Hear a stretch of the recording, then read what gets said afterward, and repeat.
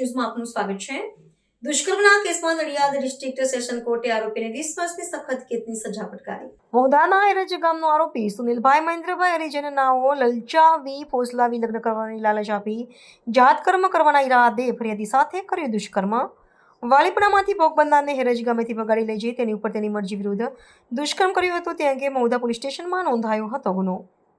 District અને special જજ પોક્સોના PP પુરોહિતની કોર્ટમાં સ્પેશિયલ પોક્સો કેસ નંબર 5624થી ચાલી જતા સરકારી વકીલ રાહુલજી આર બ્રહ્મભટ્ટની દલીલોને તેમજ 15થી વધુ દસ્તાવેજી પુરાવાઓ અને 12 જેટલા સાક્ષીઓની જુબાનીને ધ્યાને લઈ ગુનાનું વધતું જતું પ્રમાણ અટકાવવાની ન્યાયપાલિકાની પવિત્ર ફરજ બનતી હોય અને સમાજમાં ગુના ઓછા બને તે વગેરે કારણોને લઈ ધ્યાને લઈ આરોપી સુનિલભાઈ મહેન્દ્રભાઈ હરિજન નાઓને 20 વર્ષની સજા અને 25,000 દંડ ફટકાર્યો અને દંડ ન ભરે તો વધુ 1 વર્ષની સજાનો હુકમ ફરમાવેલ છે।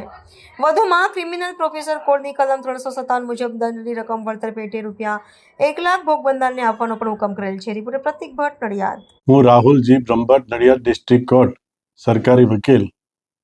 આજ રોજ નડિયાદ ડિસ્ટ્રિક્ટ કોર્ટમાં પીપી પુરોહિત સાહેબની કોર્ટમાં મહુધા તાલુકાનું હેરંજ ગામનું પોક્સોના કેસમાં 20 વર્ષની સજા પડેલ છે, જેની વિગત નીચે પ્રમાણે છે।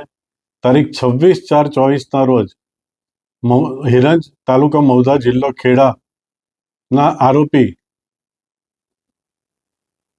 સુનિલભાઈ મહેન્દ્રભાઈ હરિજનનાઓ એ ભોગ બનનાર ફરિયાદીના દીકરી ભોગ બનનારને લઈ જઈ લલચાવી ફોસલાવી લગ્ન કરવાના ઈરાદે તેને જાર કર્મ કરવાના ઈરાદે લઈ ભગાડી ગયેલ આ અંગેનો કેસ તે આજ રોજ પીપી પુરોહિત સાહેબની કોર્ટમાં ચાલતા નીચે પ્રમાણેની સજા થયેલ છે। આરોપીને 20 વર્ષની સજા અને 25,000નો દંડ ન ભરે તો 1 વર્ષની સજાનો હુકમ ફરમાવેલ છે। વધુમાં ક્રિમિનલ પ્રોસિજર કોડની કલમ 357 મુજબ દંડની રકમ વળતર પેટે રૂપિયા 1 લાખ ભોગ બનનારને આપવાનો પણ હુકમ કરેલ છે। પ્રાર્થના સંદેશ ન્યૂઝની તમામ લેટેસ્ટ અપડેટ્સ માટે ચેનલને હમણાં જ લાઈક, શેર અને સબસ્ક્રાઇબ કરો।